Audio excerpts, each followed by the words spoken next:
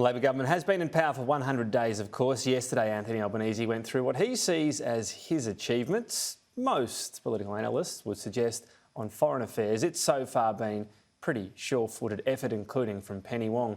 So what are the thoughts from the shadow Foreign Affairs Minister, Simon Birmingham? He joins me now from our Adelaide studio. Thanks very much for your time. So Labor's certainly been working earnestly on the world stage, plenty of trips, trying to shore up relationships as well in the Pacific. I guess the first question is, would you have done anything differently over the first 100 days compared to what Labor has done? Thanks, Tom. It's great to be with you. Well, certainly the government has done what any new government should do, and that is to get out there and to take advantage of the fact that other countries, other governments are interested in meeting a new government of a G20 nation such as Australia, and it's the right and proper thing for a new government to get out there and to seize those opportunities, particularly from fora such as the Pacific Islands Forum or the NATO summit that Australia was invited to, or of course the leaders meeting of the Quad that had been one of the signature achievements of our government to work with Japan and others to elevate that Quad relationship to a leaders level summit. And so all of those are things that the government was right to do and that any government should have done and should do in the future in terms of ensuring they build those relations, state clearly the areas of our alliances and friendships and seek to move in different issues. And so I acknowledge that the government has done that. It's the right thing, and it is, as I say, what any government should do. The under new management sign, if you like, it's been a pretty alluring one, you'd have to say, particularly in the Pacific.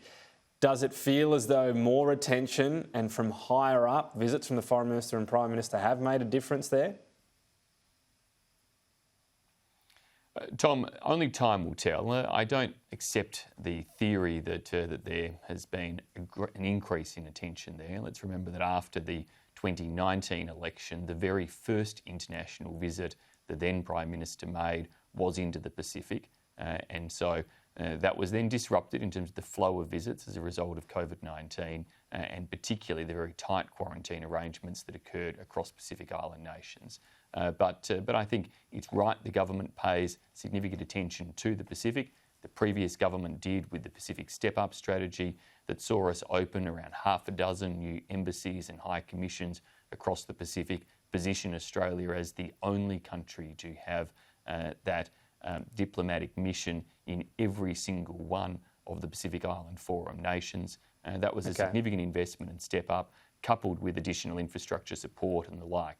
And the government's also right to make sure it provides attention to the ASEAN nations, and I would urge them to continue to do that and to invest time and effort in those Southeast Asian nations. But I also think it's fair to observe that the Labor Party in opposition did used to suggest and make it seem as if it was simple to somehow restabilise a relationship with China or simple to manage issues in relations to countries such as the Solomon Islands. And what we've seen since day one is that that pretence of simplicity pre-election is not the reality post-election. Well, the other thing we've seen is even more... further. Yeah, well, just on that, you mentioned heightening further. We've seen even more Chinese aggression since. Do you think we're at any point where Australia needs to put on the table the radical option of recognition of Taiwan as an independent country? Well, Tom, I don't see right now a need for a change in relation to the One China policy that Australia has, and it is distinct from the One China principle that China has. Australia's One China policy has enabled continued significant engagement with Taiwan through the years. They are a significant economic partner, an important democracy within our region, and what we wish to see is for a peaceful resolution of difficulties or differences between China and Taiwan, and that's crucial for the long term. But that peaceful resolution should be one that takes into account the views of the peoples involved, and particularly in this case, the views of the Taiwanese peoples involved. Some within Taiwan government want greater engagement. We'll see perhaps what that brings and decisions made by Labor. I want to turn to the Jobs Summit though. Interesting to see what's happening on the sidelines ahead of this. The ACTU and small business group COSBO with an agreement of sorts sort of struck. The BCA and the unions as well. Uber and supermarkets. There does seem to be some real progress. Is that your reading of things?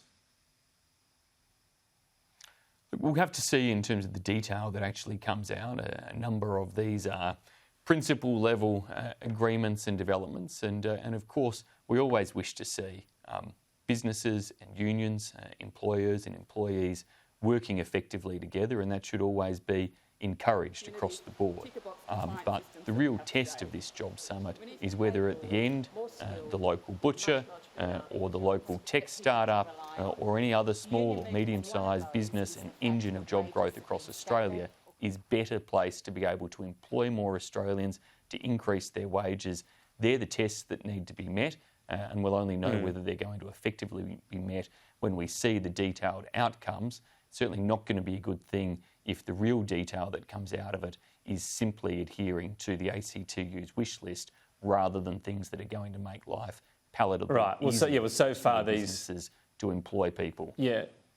So far these principled agreements are not just one-sided. As I said, you've got the BCA in the room, Cosborough as well, Uber, supermarkets. But just on the sort of outcome, is what we need here some form of change and more flexibility to the so-called boot, the better off overall test. If that does come, that would be a pretty concrete and positive outcome, would it not?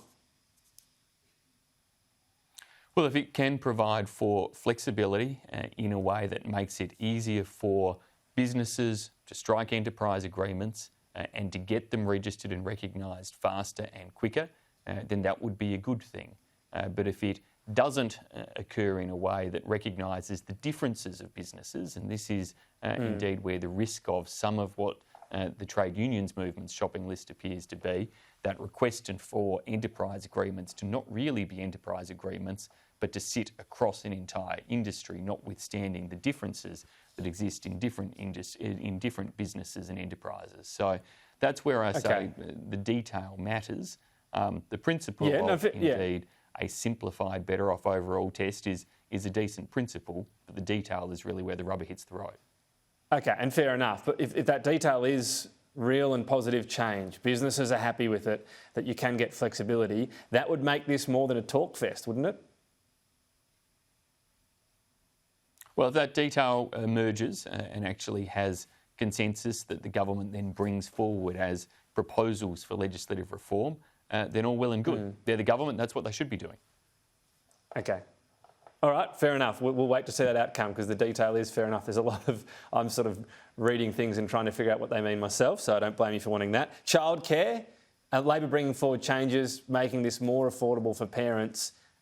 They're being pushed to do this by January. They say they can't do it. The system's sort of can't quite handle the changes. It's actually the same reason the Coalition was talking about for not bringing things forward. So is that fair enough from Labor? Do we need to change the system maybe, get some better systems going? Well, it's not actually fair enough, Tom, because we did end up bringing forward the start date for our childcare reforms earlier than had been announced in the 2021 budget. And so that's just it. Labor can bring it forward if they wish because there's a proven model for doing so. We did it with reforms that started earlier this year, even though they were only meant to have started in July. And they were more complex reforms because they sought to create a whole new category of childcare support. Support for families with multiple children attending childcare. All Labor's reforms seek to do is increase the rate of subsidy. That's a relatively straightforward reform. If they had the will to do it by the end of this year, they absolutely should be able to implement it. I also hear them suggest that there's the cost or the expense element of this, which is the complete antithesis of the argument Labor were making during the election campaign when they kept telling Australians that these reforms would pay for themselves. They were the Labor Party arguments. Now they say they cost too much to do sooner and administratively they can't do it, when there's a proven model where administratively it can be done sooner, and their own words suggest they should be able to do it without cost. The other reason given recently was a lack of workforce, but we have been trying to get the Minister on. We will attempt to do so again. We've got to leave it there. Simon Birmingham, thanks for your time.